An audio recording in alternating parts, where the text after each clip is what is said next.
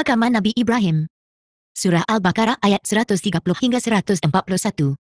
Sumber, surah.my. Ayat 130, tidak ada orang yang membenci agama Nabi Ibrahim selain dari orang yang membodohkan dirinya sendiri, kerana sesungguhnya kami telah memilih Ibrahim menjadi Nabi di dunia ini, dan sesungguhnya ia pada hari akhirat kelak tetaplah dari orang-orang yang soleh, yang tertinggi martabatnya.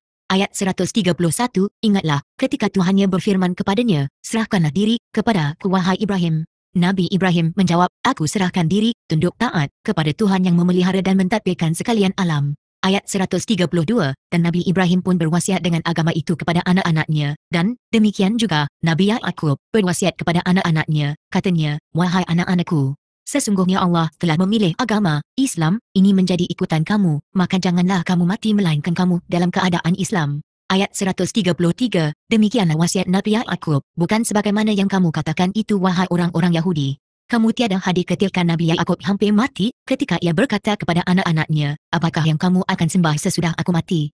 Mereka menjawab, kami menyembah Tuhanmu dan Tuhan datuk nenekmu Ibrahim dan Ismail dan Ishak, yaitu Tuhan yang Maha Esa, dan kepadanya lah sahaja kami berserah diri, dengan penuh iman. Ayat 134, mereka itu adalah satu umat yang telah lalu sejarahnya, bagi mereka, balasan, apa yang mereka telah usahakan, dan bagi kamu pula, balasan, apa yang kamu usahakan, dan kamu tidak akan ditanya, atau dipertanggungjawabkan, tentang apa yang telah mereka lakukan.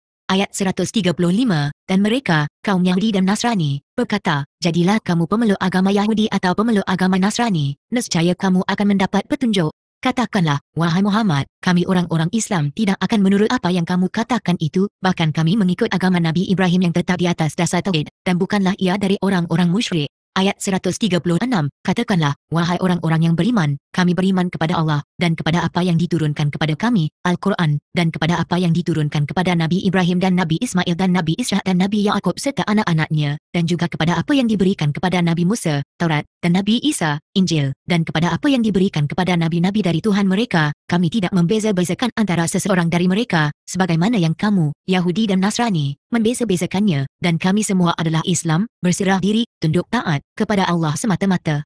Ayat 137, maka kalau mereka beriman sebagaimana kamu beriman, dengan kitab-kitab Allah dan rasul-rasulnya, maka sesungguhnya mereka telah beroleh petunjuk, dan jika mereka berpaling, serta tidak mahu beriman dengan sebenar-benar iman, maka sesungguhnya mereka akan tinggal berkekalan dalam perbalahan dan permusuhan dengan kamu. Oleh itu, janganlah engkau khawatir wahai Muhammad, kerana Allah akan memeliharamu dan umatmu dari kejahatan mereka, dan dialah jua yang maha mendengar, lagi maha mengetahui. Ayat 138, katakanlah wahai orang-orang yang beriman, agama Islam, yang kami telah sebati dengannya ialah, celupan Allah yang mencurahkan seluruh kehidupan kami dengan corak Islam, dan siapakah yang lebih baik celupannya daripada Allah? Kami tetap percayakan Allah, dan kepadanya lah kami beribadat.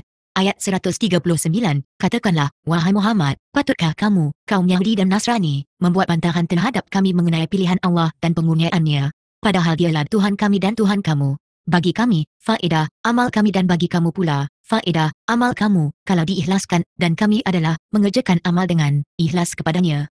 Ayat 140, atau patutkah kamu mengatakan bahawa Nabi Ibrahim, dan Nabi Ismail, dan Nabi Ishak, dan Nabi Ya'qub beserta anak-anaknya, mereka semua adalah orang-orang Yahudi atau Nasrani, padahal agama mereka telah pun ada sebelum adanya agama Yahudi atau agama Kristian itu? Katakanlah, wahai Muhammad, adakah kamu yang lebih mengetahui atau Allah? Dan siapakah yang lebih zalim daripada orang yang menyembunyikan keterangan, saksi dan bukti yang telah diberikan Allah kepadanya? Dan, ingatlah, Allah tidak sekali-kali lalai akan apa yang telah kamu lakukan.